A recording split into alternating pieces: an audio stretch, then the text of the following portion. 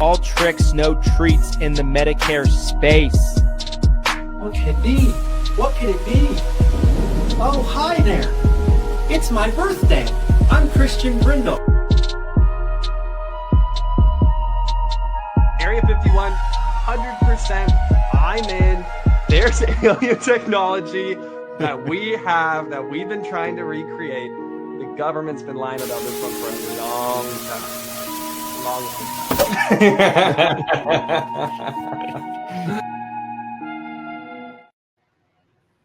And we're back, everybody. Welcome back to another episode of the Seven Figures or Bust podcast, episode 170. The number one podcast in the world for growing your insurance business. I am Christian Brindle, joined as always with Glenn Shelton, and we have a freaking banger of an episode. First episode of the week. It's good to be back.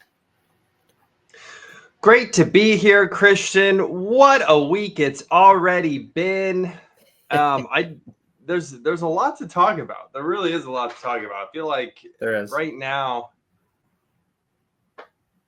It's funny because sometimes it's like months can go by in the space and it's like nothing really happens. And then other times it's like a week goes by and years happen. It's like how much information. It's just a fire hose right now. It feels like a fire hose. Government shutdown. That's another great thing that I wanted to touch on. Thank you for reminding me. Shout out to Daniel for being an absolute stud muffin and commenting. That needs to be discussed. Yes. In terms of the government shutdown, right, it still roars on as we are in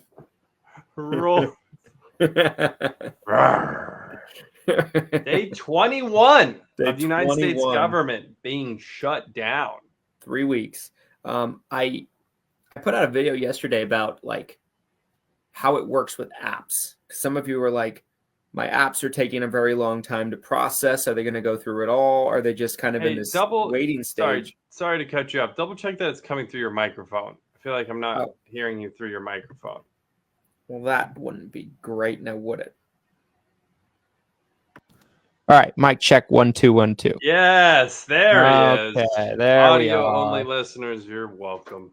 There we are. Anyway, so gotten a lot of questions about what happens to my apps if the government shut down? Does that mean CMS is shut down? I put out a little video clip about that yesterday, but I'll kind of reiterate here, what we talked about on that. The government shutdown means that CMS is running with a skeleton crew. So they're a department that stays open, but with a very small amount of workers. So apps are still getting processed, but think about it like this, right? If let's say your normal amount of crew is hypothetically 100 people. I don't know how many people they use to process. Let's just say there's 100 people.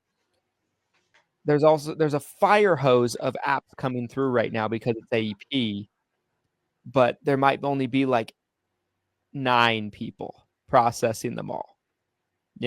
So and that's a completely made up number, the 9%. Yes. Okay, just to clarify. It's a totally made up. It's 9% is made up. But I do not know the actual numbers, theory. but I'm giving you like a visual perspective of what's going on right now. So if apps are taking longer to process, it's because the vast majority of the normal workers are not there. They're working with a skeleton crew, whatever percentage or number you might want to imagine to that being. That's kind of what's going on. So we're dealing with something where it's the busiest time of the year. There's the most enrollments coming in of any other time of the year. And again, a skeleton crew is processing these applications on the CMS side. So some of these might take a long time to process. Some of them might take like weeks, if not a month. We'll see. Depends if the government shutdown lifts. The scary part is that even during a normal AEP, we'll see CMS get backed up with applications getting approved. Sure. So here we are in an abnormal AEP in many ways, the government shutdown being just one part of that. Obviously, there's potentially going to be an increased volume in rewrites than historically what we've seen because of terminated plans, right? We're expecting, I want to say, what was it, 2 million, 4 million, something like that in the total terminated plan? It was between category? 2 and 3. between 2 and 3, 2 and somewhere 3. in there, which is a record high. Last year was 2 million, which was the most of all time in one AEP at that point in time. We beat it. Breaking records, We baby. broke Let's the record. go. Broke the Mehmet, record. let's go, baby. We're going to the moon. Why stop there? Next year, that could be 5 million. We'll have to see. Term them all. Term everybody. I don't. Is it dead? Dominated. Dominated. That's pretty good. That's pretty good. I want to spend as much time talking about this DOI thing as possible. Yeah. Let's get into the sponsor if we can. Let's do it. I think this is a great time. Glenn, who is the sponsor of episode 170 of the show? Guys, the sponsor, as you should be aware by now, it is Medicare Supplement Awareness Month, October 1st to October 31st. And the sponsor behind that for Medicare Supplement Awareness Month is none other than Lead Heroes, the #1 senior insurance lead provider in the entire world. If you haven't heard of Lead Heroes, stop what you're doing right now. If you're driving and you're listening to this, pull the car over immediately, as safely and quickly as you can. Go to leadheroes.com right now. You need to be on the site. We have $19 exclusive call verified Medicare supplement leads. We are planning on saving the subs. And in fact, I would argue we've already saved thousands of subs. Thousands of subs. I was going to mention this too on the stream today. This was another thing that came up. One of the agencies that we work with at Lead Heroes, part of the craziness of this AEP, they're pivoting with some of their agents off of Medicare Advantage and putting a significant number of their agents on Medicare supplements because they're trying to save the subs. Just like you should be trying to save the subs. Head over to leadheroes.com right now. Buy $19 exclusive call verified Medicare supplement leads. That's over 50% off the normal retail price until the end of this month. You have just 9 days left. I did an incredible video yesterday walking you guys through what the ROI looks like on a $19 Medicare supplement lead. And spoiler alert, it's potentially as high as 10 times the money you spend. Literally, go check out the video. It's on the Lead Heroes YouTube channel. It's on leadheroes.com. It's posted here in the 7-Figure Medicare Agent Facebook group. So save the subs, Medicare Supplement Awareness Month. Buy $19 Medicare supplement leads from Lead Heroes. Boom. Kaboom. I almost said it. And I stopped myself. And then it came out anyway. It came out. Yeah, guys, make sure to pick up those $19 med sup leads. Save the sups. We proclaimed them having a funeral earlier this year, but we are literally seeing them in real time rising from the dead like zombies. And they live. Plan G. Only pay your Part B deductible one time per year. Annually, not per visit. Plan G. Anyway, before we lose the whole audience. Anyway, I'd like to pivot, if we could, into this Idaho DOI story. Okay, so last week, the Idaho Department of Insurance put out a notice about non-commissionable plans. It was actually on October 15th. And they had some pretty strong comments to make about this whole situation pertaining to their state of Idaho. Now, before anybody kind of gets their hopes up when they read this, I have some thoughts about this in terms of like their actual ability to enforce this. I mean, of course, they have ability to enforce it inside of their own state of Idaho, but ooh, you can't hear me? No, I'm saying they have zero ability to enforce. I was silently commenting that I don't think they have any ability to enforce what they said. Right, which we'll get into that. We'll get into that, right? Right. But before we get too deep into the weeds on that, let me share my screen for those of you that are on our video audience. And of course, if you're on the audio audience, I'll read through the letter as well. Okay, so let's get a little closer. We also have this linked in the comments as well for anybody who hasn't seen it. You want that hard copy, you want to share it with somebody. Mr. Randy, thank you so much for posting that in the comments for us. Yes. Okay, so date that it comes out from the Department of Insurance, October 15th, 2025, to health insurance companies operating in Idaho from Dean L. Cameron, director. I can only assume that is the commissioner of that state. Subject. Commissioner wasn't good enough for Dean. He's a director. Yes. He's a director.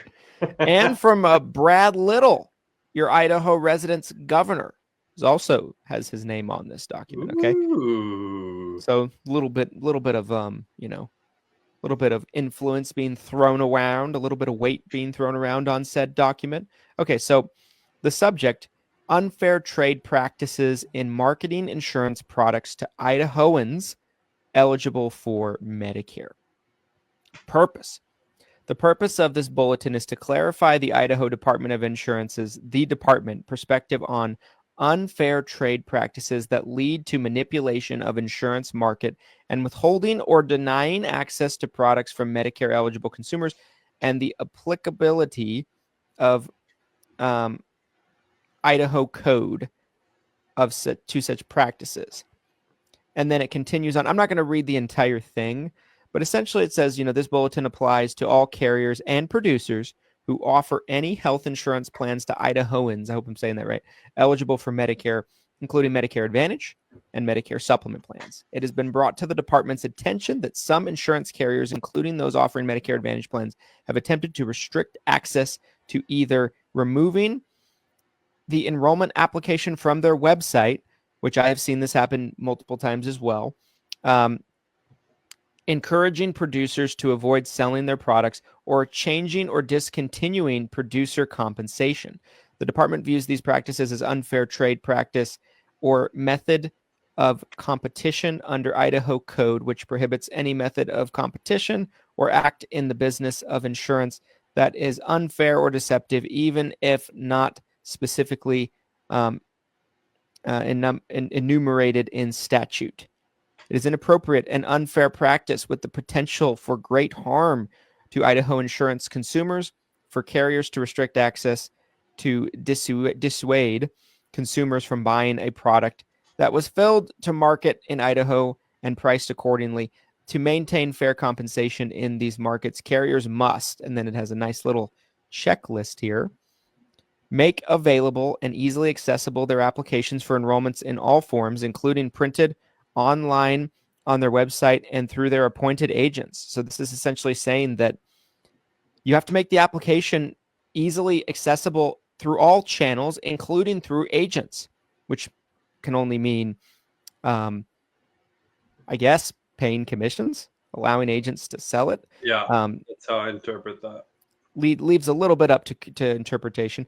Not engage in convincing or suggesting their products not to be sold, marketed, or discouraging enrollment, which that kind of, again, goes, it can go in terms of like suppressing plans, not making it readily, easily available. But I would say that has something to do with compensation as well.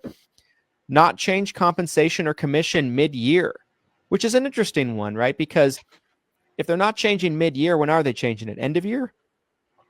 I don't know if that's any better. Provide compensation or commissions if the product they filed had built compensation into its rate development. So essentially the way I'm reading this is when it gets filed with the state insurance department, if it's going to be commissionable at that time, it has to remain commissionable. That seems, in my opinion, the most fair way for this to work. Just going on record right now and saying, I know we got a page 2 here. And,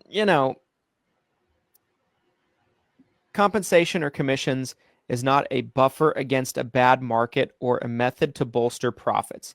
Discontinuing commissions on any insurance products disincentivizes producers from marketing these products to those who need them. This practice is especially concerning when the carrier has appointed independent agents, has historically paid commissions for the same products, the rate development for the products included commissions, or the carrier did not provide advance notice that the plans would be zero commission only. This is probably the most clear statement I think there is in this whole document.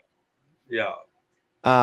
Very clearly basically saying that what we're seeing carriers doing, they cannot do. Now, we'll get into the specifics in a second here. It continues on to say, all carriers and producers operating in Idaho that offer insurance products to people eligible for Medicare act in good faith, blah, blah, blah, right? There's a lot of fluff here. But that's kind of the crux of this conversation here. So I guess my first question is, upon reading through that, was when you saw that start to circulate and that was put out by the Department of Insurance in Idaho, what was your first reaction? My initial reaction to this, I was honestly excited. I was happy. I was happy. There was this weird feeling that came over me. I wasn't sure what it was. It was joy, I guess. I'm not used to feeling it when I'm hearing things from the DOI, any DOI in the US, but it seems to me like this could potentially be the start of us gaining ground back on this entire situation. Here's the thing, guys. Here's the thing is what the carriers have done over the past few months to us. None of it was illegal. None of it was against the rules. Part of our agent agreement states that they can change the commissions on these plans true or false. Is that not true, Christian? It's true. Right. It's true. So they're just playing by the rules that were given to them, right? It's not like even though we could go on record and be like, hey, that's unethical. That's not fair. Hey, you're screwing agents over right before AEP, etc. Yada, yada, yada. It's all by the rule book. So the only way we can have real change here is if the rules change. Right. So there was a lot in there that I loved. I mean, it sounds like a broker wrote it, right? I mean, it sounds like what we want. This type of stuff that I would hope NBIP and HAFA would just be, guns a-blazing, going in, trying to get this everywhere, So that was my initial reaction to it. There's a lot more we can get into, but let's hear your initial. What was your initial reaction when you saw this? I had a lot of the same thoughts initially when I read it. I had two major thoughts. The first one was that is the right type of messaging to come from a Department of Insurance. I agreed with everything that they said, and I don't think it's good for the consumers long term. I don't think it's good I think it's not good for the industry. It's not good for the consumers. It's not good for anybody probably outside of the carrier. Number one. But my second thought that was essentially just as strong was, what ability does the Idaho Department of Insurance actually have to enforce this? Certainly they can enforce something like this within their own state. But that being said, when you're dealing with plans that are federally regulated, that essentially are plans that versions of them stretch in some cases across multiple states, if not the entire country, how do you regulate that? Let's say there's a situation where they can regulate it. What does that actually mean?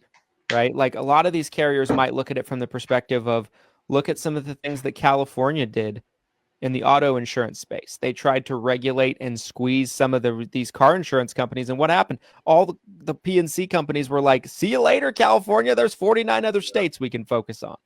So what similar you're seeing in Florida, right? Right. What you're seeing now is essentially a limitation of options of P&C companies and lack of competition in that market, which that could very easily happen as well, right? If it's just in Idaho, Arches is coming back, baby. Arches Healthcare, Arches Healthcare, it's coming. Government funded, okay. Oh but man. if this is exclusively and isolated to Idaho, it's very easy for carriers to be like, okay, we're not going to do business in Idaho now. So this only really has impact to me if a whole bunch of other DOIs got on board and it put pressure on CMS from a federal level. And I am positive that CMS is hearing a lot about this stuff. They're aware of this stuff that's going on. Yeah. It will probably come out in a final rule next year, would be my guess, where they bring the hammer down about this. I mean, the good news is that there's no way a DOI with potentially a state governor backing this, right? Which I do want to say, it feels so weird being on the left. It feels so weird. It's visually bothering me so much. It's so funny that Daniel said that. I'm like lost on the left over here. I'm like, for the audio only audience, I got here first today for the first time in pod history, and I'm showing on the left. And to be fair, it was Steve, I think, that pointed that out. Right? Oh, sorry, Steve, not Dan. Did I say Daniel again? Give credit where credit is due. Yeah, shout out to Steve. Anyways, here's the thing. I do believe that CMS has to be aware of this entire situation now. Like, us complaining as agents, that's not necessarily going to get to the top level, but to have a director, commissioner of state DOI plus a governor backing it, there's no way that doesn't get to the desk of Mr. Mehmet Dr. Oz right behind me. I hope you know what's going on, Mehmet. Idaho is very small. That's one thing to mention here. This isn't a Florida or a California or a Texas.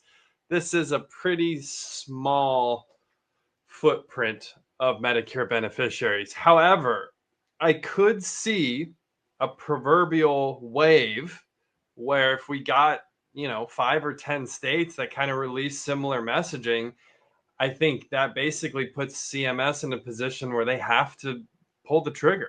Like they would have to enact something that backs this, because the situation that we are going to be in, Steve, you're cracking me up.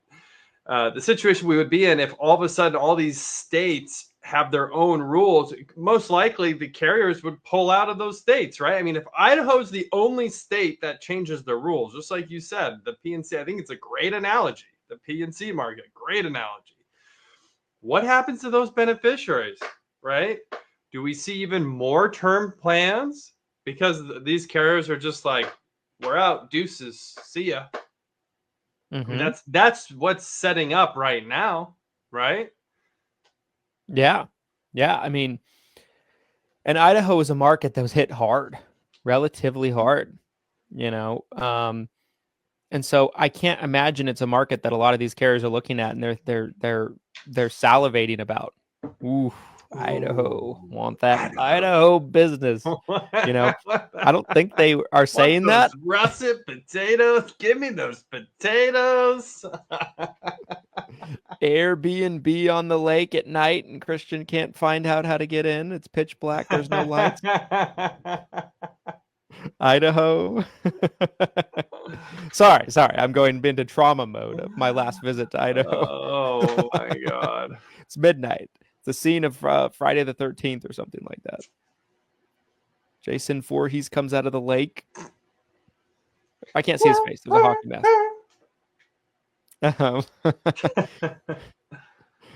But anyway, no, I think that's exactly what it is. So in the scheme of things, the Idaho DOI coming out and stating this, my opinion, has extremely little impact on its own feet. Right. It could very well, though, lead to a domino effect from other DOIs coming out and providing similar messaging. And that could almost be like the spark that lights the flame. The that shot could heard around the nation. Yes. Idaho. The Idaho director. Here's the bigger one of the bigger picture things. Steering, this whole CMS thing about steering, right? they were so passionate about stopping steering.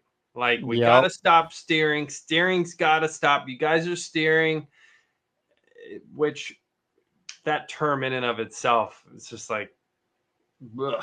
It's like, what are we cattle? Are we herding cattle? Like, steering? Like, but again, this was a huge initiative at the CMS level. And honestly, I would, I'm not going to speak for Christian, but I think most brokers agree that like steering shouldn't happen, right? Like, Sure. you don't want a Medicare beneficiary enrolled in a plan just because of a compensation model. Like, it should be because it's the best plan for them. Absolutely. Right? Yes. Like, that's pretty much like a universally agreed thing. And I think that's part of the reason why it's so popular, right? All people on all sides of the spectrum here don't want steering to happen.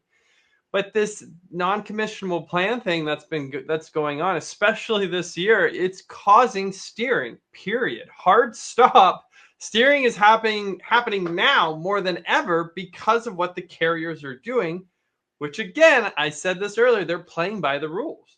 There's nothing they're doing that's illegal or breaking CMS rules by making these plans non-commissionable. They're just playing the game.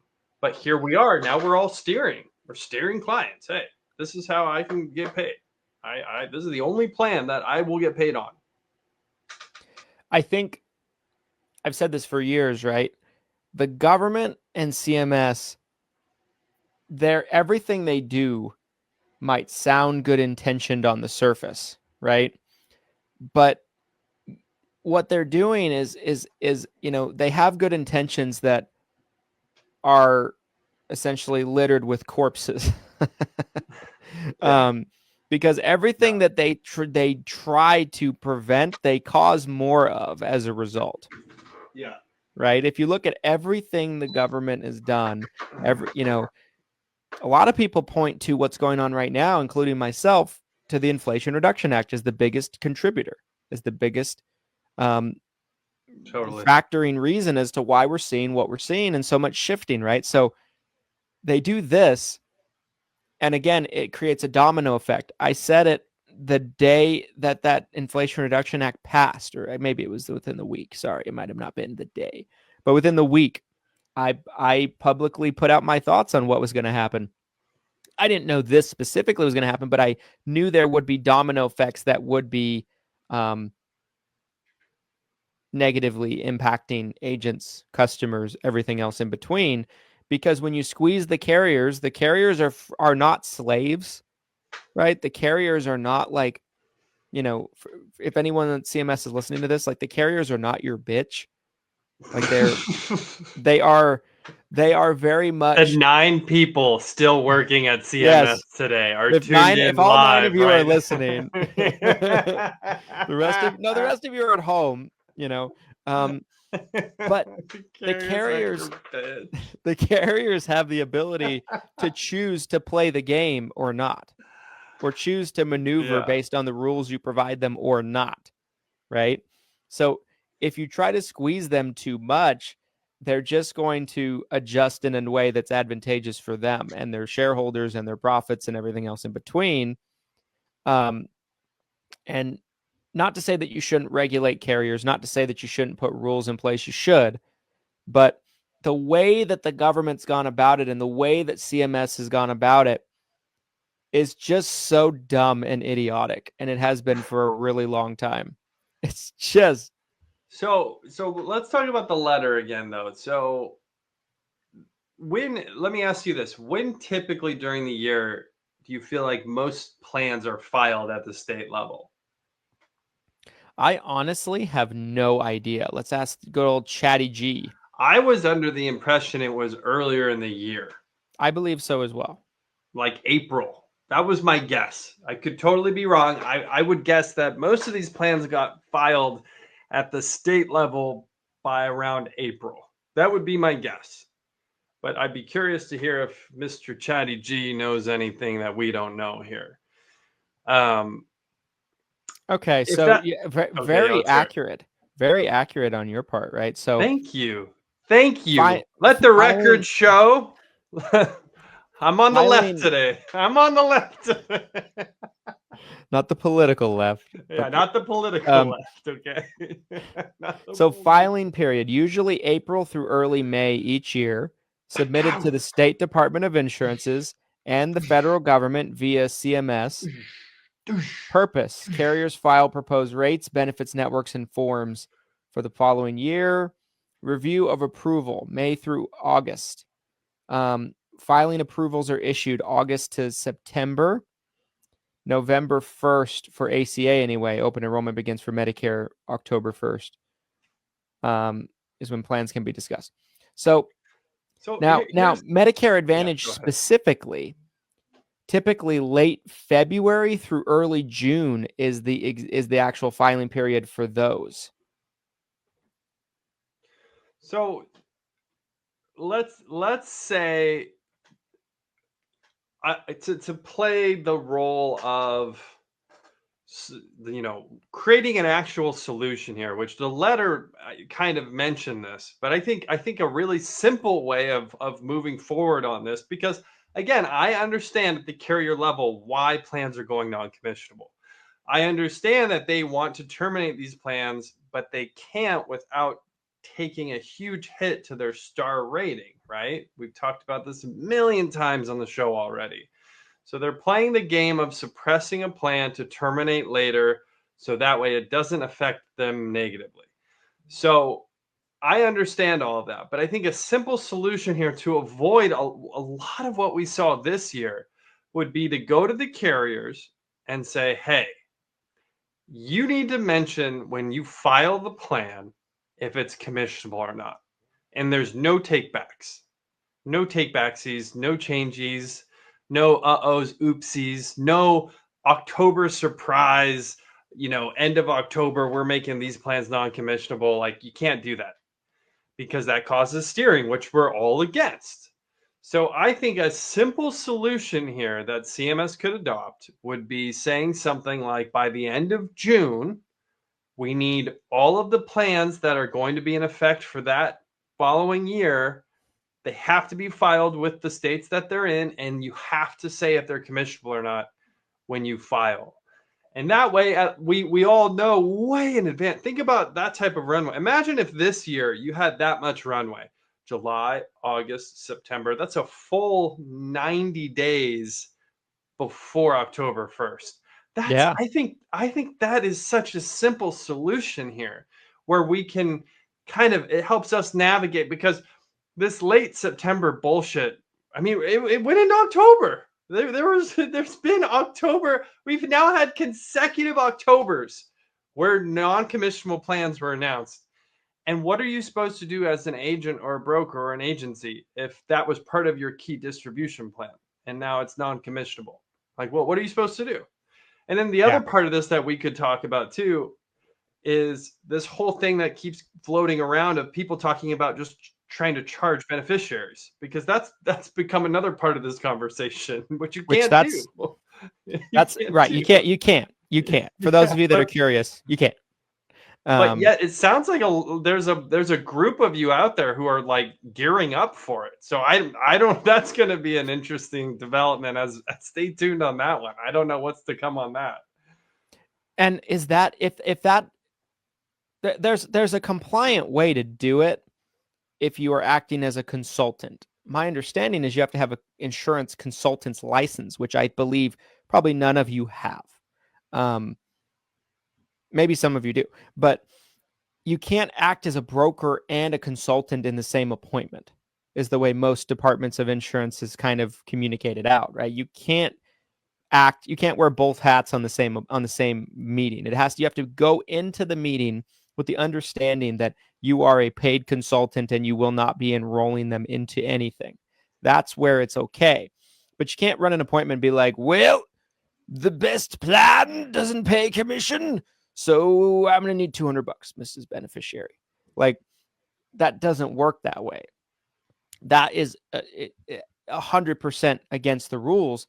And again, if there's agents out there trying to do that because they can't write the most competitive plan in their area. Now, do I think that's the majority of places? I don't. I think it's a very small amount of places, actually. But is that good for the beneficiary? No, that's not a good thing for the No. beneficiary. No. I've always stood on the fact that people that charge seniors paid fees to consult with them are ripping them off. There's people Totally. that do it that that don't act as brokers at all. Like trying to think of this chick's name. Well, think about on like the financial advisor side of the business, right? Very similar models exist out there in that space. Some people are like, "Hey, I don't take a commission, but I am going to charge you XYZ up front." Or you're going to pay me monthly X, right? I'm not a fan of that business model at all. And if that's the direction people think this is going, I don't, it doesn't make sense to me. You're talking about low income seniors. We're gonna start shaking down low income seniors to tell them which non-commissionable plan to enroll in. Like, tell me where that makes sense. Anybody out there? It just doesn't. It just doesn't. No. And yeah, I mean, I can't think of this of the name. There's this one chick that is like, agents are bad. Agents are bad. They're bad. And then she's like, can I have $300? I'm like, you bitch, Oh, Glenn froze. I don't know if that's just for me or not. But yeah, I mean, I would say that there's just so many things that the government puts out there, that CMS puts out there, that is just not good for the consumer. It's just not good for the consumer. It's not accomplishing the mission that they set out to accomplish when they passed the regulation in the first place. And it comes from a lack of understanding about our industry. It comes from a lack of understanding about how our industry even works. That's always been a problem with CMS, in my opinion. They have a very finite understanding about our space, and how can you accurately pass rules when you don't understand the rules that you're trying to pass, or the industry you're trying to put the rules in place for, right? I've always said that you need people that are in the industry advising and consulting, right? When it comes to these types of rules and regulations that actually get passed. And it's one of those things where it's a big part of the problem, right? They can't really fix problems that they don't understand. CMS is made up of a lot of bureaucrats, a lot of pencil pushers, people that are not in the space. We'll see what Oz does. There's still time. There's still a lot of time, actually, to see what that looks like. We've only gotten less than a year so far, and there hasn't been a lot that's come out that's really affected us on their side of things. And he's back. I'm on the right now. Oh, no. Your connection. You froze once again. He froze once again, ladies and gentlemen. Well, anyway, as we go right towards the top of time on today's episode. Oh, there we go. Okay, are you with me? You froze again. Yeah, I don't. My internet's. I'm being attacked. I think they heard everything controversial I was saying today, and the deep state's coming after my internet connection. You guys, I'm here. Yeah. I'm here. There is not internet where Glenn lives. It's kind of a luxury, not a need. So. There was a comment from Daniel that said, I'm asking a lot from the government when it comes to asking the carriers to admit whether it's going to be a commissionable plan or not by end of June. Do you really feel like that's a lot? I don't feel like that's a huge ask. Am I crazy? I don't think it is. I think it's perfectly reasonable and practical. I think what the carrier's argument would be is when they first file these plans, they're not expecting them to go non-commissionable. Like, their predictions and their projections and what they actually feel like is going to happen in terms of enrollment numbers are way off. They're getting way more enrollments into certain plans than they were hoping. And they try to, pull the commission on it to stop the bleeding and to stop the business from coming in, to try to limit the business, right? So that would probably be the carrier's argument against that, because they might say, well, we don't know if this product's going to be viable for us. But my argument would be, then don't file the product in the first place. Don't file the plan. And that might be a little bit of a pain point for the carriers, but I do think it's better for everybody if kind of, they're not putting plans out there without the knowledge of, from an actuarial perspective, if that plan is going to be economically viable over the next 12 months from when it actually goes live. So I think that's perfectly fair. And everything else in between. So, we lost Glenn again. Okay. All right, guys. Well, I'll kind of like round out today's episode with my final thoughts on kind of what we're talking about here. I mean, my final thoughts, you guys, on this whole situation is, I like the messaging that we got from the Idaho DOI. I think they are right on the money in terms of what they're hitting on. And I think they have a very good understanding of what's going on, which is encouraging, right? I recently said on the show that I kind of questioned what a lot of these insurance commissioners actually even do. But I love to give credit where credit is due, and I think the messaging that was put out was positive. I think the messaging that was put out is kind of hitting the nail on the head there. But at the same time, I just have a lot of doubts on their actual ability to on their own to be able to really implement much change, if that makes sense. Just because you're not in a situation where you have any authority outside of your own state. And when you've seen similar things happen in other lines of insurance with bigger states like California, for example, you've seen it with other states, and it still doesn't like change how the carriers do things on a broad level nationwide. You need something from a collection of Department of Insurances to make real change, and as a domino effect from there, you probably get more help from the federal government, from CMS directly, to actually push some things down to actually provide positive change from all of this. So anyway, I just finished up my final thoughts, good sir, on today's episode. Perfect.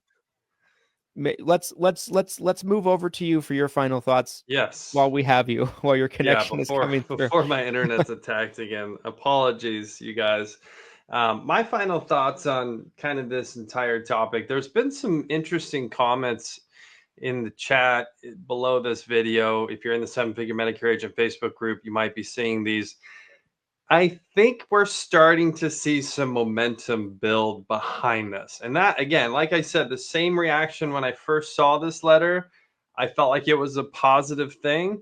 I think any momentum that could come from this is a positive thing. I think we could absolutely do. I don't have the comments pulled up in front of me at this second, but someone mentioned forwarding this letter to your state DOI. I don't think that's a bad thing at all, right? Taking this letter and be like, hey, look what Idaho said. We should probably do that in our state. We should probably make a comment about the carriers changing these plans non-commissionable and essentially causing steering, right? Someone in the comments mentioned that they're going to be interviewed and talking to their state governor today. So that's huge. So, individually, we might not have much of a voice, but collectively our voice is much louder. And if we can get state DOIs on board, now we're talking about real change potentially coming. But again, individually, the state DOIs don't have nearly as much power compared to if we can get a collection of state DOIs on board. So I think this is all positive. Obviously, as always,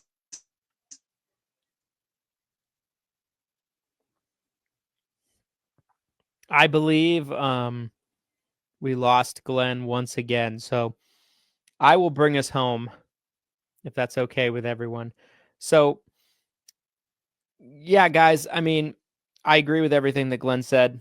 I think we're definitely on the same page about this. So hopefully, I would encourage you guys when you do have opportunities. Oh, you're here. Okay. Yeah, that's it. That's my final thoughts. I'm Okay. scared to Okay. say anything else at this point. That's it. That's my final thoughts. Yes. I would say, people that are writing, your senators, people like that. I'm not against any of that. Some of you doing petitions, I'm not against that. I've kind of always been a little bit against the petitions and things like that because I feel like, do they actually do anything? I'm skeptical. And some of you are like, the petition will be the savior. Wait till they see all these names of agents. They don't care about our names on a piece of paper, guys. I could, I'm not saying don't do it. It certainly can't hurt anything, but do what you can. I think all of that is great. But I think, we just need to do what's in our power, shift, maneuver. And, but I do believe, things are going to clear up. And I also do think from the CMS level, I'd be very surprised if we didn't see something come down in the form of a final rule that relates to this pretty heavily in the next 12 months. So anyway, last question for you before we wrap up here. mhm. Government shutdown, day 21. I said 45 days originally. So we're almost halfway to my prediction. If you had to predict right now, gun to your head, Christian, when does the government shutdown end?